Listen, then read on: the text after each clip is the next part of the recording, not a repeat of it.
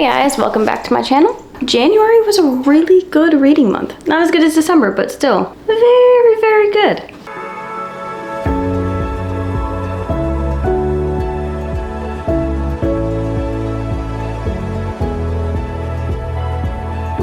So in the month of January, I had a pretty good month. I was able to read 7 books, which is average when I'm actually reading and not doing a million other things. But what made it so good is that I actually caught up on 3 series and then did a reread so that I can catch up on another series in the month of February, which I'm super excited about because my goal in life is to catch up on the series that I've started, because I'm infamous for starting a series and never finishing it. And I mean like never finishing it. I have series from probably like 2006, 2003 that I'm still sitting on. So like infamous for it. But this month, luckily, I was able to catch up on a few of them. So the first book that I read for the year was actually a new series, which is okay. It ended up being okay because I was successful in the rest of the month, but that would be The Dagger and the Flame. So this is actually I would consider this like our true enemies to lovers kind of story, but it's more of like an enemies to lovers to enemies kind of story. So it follows a girl. Her mother is a smuggler. She was killed. The assassin guild's after her, so she runs to hide within the opposing guild, which is the thieves guild basically. So you have the daggers, which are the assassins, and then you have the cloaks, which are the thieving guild. The main male character, he is from the daggers, and the female is going to be in with the cloaks. So there's a lot of fun stuff that ensues. There's a little bit of mystery. Obviously there's a lot of magic, so it was really good. I did enjoy it for the first book of the year. I gave it a high rating, but I usually give a high rating for books, so that's like not even a thing that matters on my channel. Next book that I read was actually for my book club, the one that I have locally in my area, and we read The Hour of the Witch. So this is going to be an historical fiction, obviously set during the time of the Salem witch trials. This is actually set in Boston though, so a neighbor to Salem. And it's a really good book. It's an interesting book. There's not a fantastical element. It's more just historical. And it discusses important topics like the main character. She's in an abusive relationship, an older man she's married to. He's very abusive. And she wants to divorce him. So there's a lot of commentary on how women were treated back then, how, divorce was basically a rarity even in cases of abuse. And then as she tries to fight for that divorce, she's then accused of being a witch. And the person who is basically setting her up is like, someone close to her, kind of a thing. So it's a really good story. There is a mystery element to it, as well as, again, that commentary on just how horrible things were for women back then, and how, religious beliefs and the patriarchy and all of that kind of jazz. So I did struggle through it a little bit because there is a fair amount of domestic violence in it. So I listened to it on Audible while following along, and I raised it up to 2 times speed.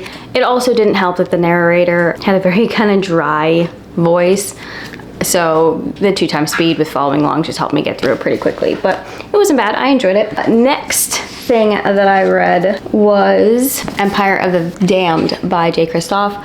So this is the sequel to Empire of the Vampire.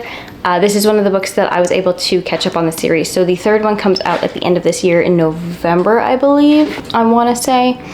This one came out in March of 2024. So this one I believe is coming out in November of this year, and I'm super excited. Like, I love this series. I love Kristoff's writing. It's just so entertaining. It is super, super entertaining. Just the dialogue between characters, the action is written beautifully. The characters dive into like more important things like morality and family and all that kind of stuff. So I absolutely love this series. This is one of those where the vampires are vampires. Like, they are the evil world of vampires. It's not like, ooh, cute vampire. Nope. There's no Twilight, there's no Vampire Diaries, there's no nothing in this. Like, the vampires are evil, and I absolutely love it. The next one I read was actually a reread. So this is The Foxglove King. I have been wanting so desperately to read The Hemlock Queen, but I didn't remember anything that happened in this book, like 0. And when I originally read it, I gave it 5 stars, and I gave it 5 stars again because it's still a really good book, but I guess the time that I read it in my life was chaos. Like, I was overloading my courses at university, and I'm a history major, so that's just a terrible idea. So that I could graduate early, and I guess my brain's hard drive just couldn't retain any information because I couldn't remember anything about it. And it wasn't one of those situations where like you go into the book and you're like, oh yeah, I remember that. No, there was none of that. I didn't remember anything. I was like, how? I think I remembered like one tiny little aspect of the plot, like the tiniest. I didn't even remember the general plot of the book. Like, I had no idea what was going on. There was like one thing that I remembered, and I'm like, okay, well, I suck. But I was able to read this. That way, hopefully in February, I can finish this series off, and that'll check another one off my list. But otherwise, this is a super good book. Whether I forgot it or not, it is a super good book. The female main character, she is a poison runner in a world where the gods have died and they have been buried in the ground, and their magic is still seeping out of the ground. And she's just like your average girl. She's a poison runner. She gets recruited by a religious order to help the king spy on the prince because they think the prince is committing treason, and they recruit her because she has necromancy powers, basically, that she's been hiding, because if anybody finds out about it, she's done. So they knew, and they were waiting for this moment. They scooped her up and they're like, hey, we need you for this task. It's got 2 male main characters. It's kind of a love triangle. If that's not your thing, you might not like this. I love a love triangle, I'll be honest with you. So I was all about it, but it's a super good book. Next, of course, because any January wrap up is not complete without Onyx Storm. So I also read Onyx Storm, which is the 3rd book in the Imperium series, 4th Wing. So I'm caught up on this one as well, yay.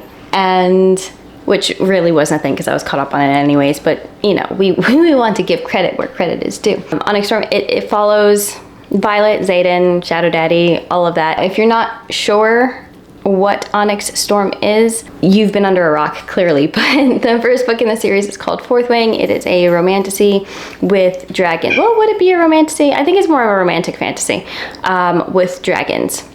There's dragons, and the dragons are awesome and violent, and there's a lot of really cool characters in this book. There's a lot of great dialogue. The plot is very deep and intricate, and the theories run wild with how deep this goes. It's supposed to be a 5-book series. This is the 3rd one. I highly recommend it.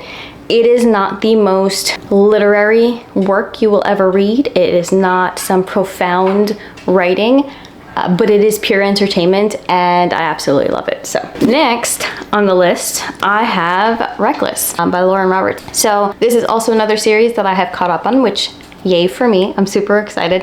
The 4th one. Technically the 3rd one, technically the 4th one. So there's the first one, Powerless, then there is a novella, Powerful, then there is Reckless, and then the next book is called Fearless, and that one is coming out, I believe, in April of this year.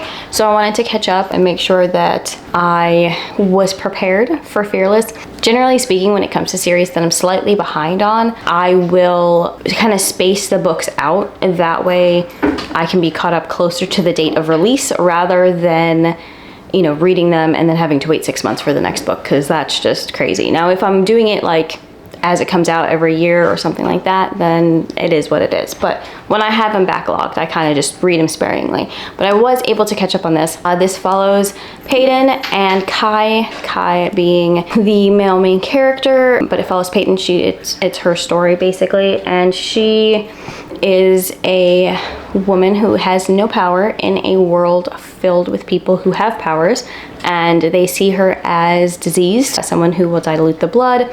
They feel that the powerless are just bad for society, and in the first book she does some things and there's some violence, and in the second book, technically the third, technically the second, she has to run because now they know that she is powerless and they're on the hunt for her. And Kai is the enforcer of the kingdom. His brother Kit is the king, and Kit sends Kai to go get her and bring her back to pay for her crimes. So really good book. I enjoy it. I know there's a lot of like controversy about Powerless because a lot of people see it as a basic ripoff of the Red Queen series, which I also love.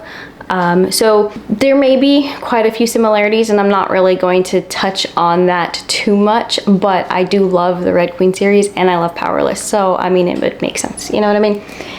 And then the last book is technically closing out a series, but also technically not closing out a series, and that would be Morningstar by Pierce Brown. So this is the third book in the Red Rising series. Technically it finishes the first trilogy, so I give myself credit for this because I was able to complete the first series, the first trilogy, which this series is so freaking good. This series is so...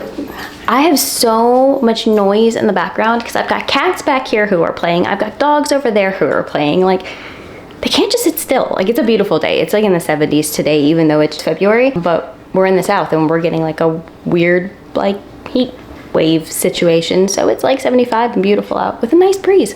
So all of the pets are going nuts. They're just like, yay, play. Anyways. If you hear some random noises or have heard some random noises, it's either dogs or cats, and I do apologize for that. Anyways, so Morningstar is the end of the first trilogy. After that, it picks up about 10 years later and follows the same cast of characters going forward. So I have at least caught up on this. I'm super excited. This series is in my top 5 favorite series now of all time. So like, it's probably below Throne of Glass, which is really saying something. It's a sci-fi series. It follows the main character, Darrow. Basically, it's a society, a color-coded society where reds are at the bottom, golds are at the top. Our main character, Darrow, was basically kept in slavery under the earth, mining material called helium-3. And one day he finds out that the worlds are terraformed, that his people are being kept in slavery, and he joins a underground movement to try and overthrow the golds from the inside. And he does it successfully. Now, with that being said, there is a lot of chaos that goes along. This series is a roller coaster. Don't get attached to people. Don't get attached to people is all I can say. But it is such a good story. The writing is beautiful. I get so emotionally invested in these people. You know, there's drama, there's anger, there's fear, there's humor, there's love. There's, you know, concepts of family or themes of like family and politics and elitism, and it's just so good. Like, I absolutely love this series. I'm probably gonna start the next series maybe in March. I haven't decided yet. I still have to read Valor in February, so I'm like, that might be too much to do the next one in this and Valor at the same time, but I love this series so much. But anyways, so that is my wrap up. Obviously, I gave it a really good rating. So that is my wrap up for January. I mean, technically I caught up. I'm counting it. 2, 3, 4 books, 4 series that I have caught up on. 1 reread for the next catch up. The next series I'm going to finish. 1 standalone, and then only 1 new series started. So I think that was a pretty successful month for me. I'm quite happy with it indeed. So if you have read any of these books, if you are caught up, if you are not caught up, let me know in the comments below. I would really love to hear who else struggles with completing series like me. It makes me feel not so alone. But all of these books, I will say, I would recommend. They are pretty awesome. So yeah, thank you guys for tuning in. I appreciate you coming to my channel anytime. If you haven't already, please remember to subscribe so that way you can get more videos from me. And if you enjoyed this video, don't forget to like it. It does help me out with the algorithm situation. So I'll see you next time, guys. Bye.